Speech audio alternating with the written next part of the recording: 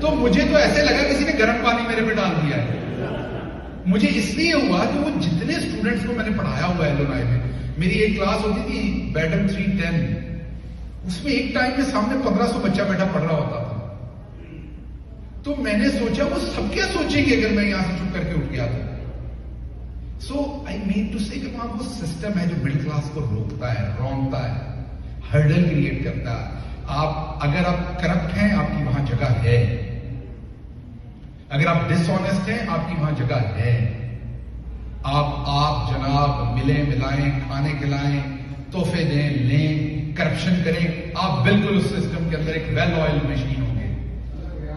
لیکن اگر آپ کے اوپر کرپشن کا بھوت نہیں ہے، آپ مڈل کلاس ہیں، پھر کبھی آپ کا خاندان نکالا جائے گا، کبھی آپ کا کریکٹر نکالا جائے گا، کبھی آپ کی شادی نکالی جائے گی.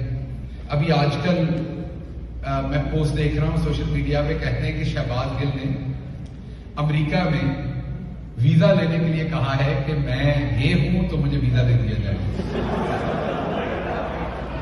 5 سال یہ کہتے رہے کہ میں امریکی شہری ہوں، میں چیخ کے کہتا رہا میں شہری نہیں ہوں، ہونا کوئی بری بات نہیں، وہ بھی محبت وطن ہے سارے، میرے پاس صرف گرین کارڈ ہے.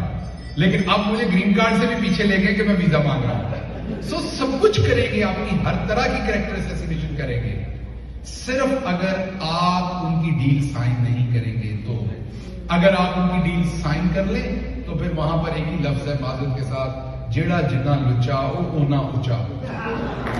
So that is the way you can define that.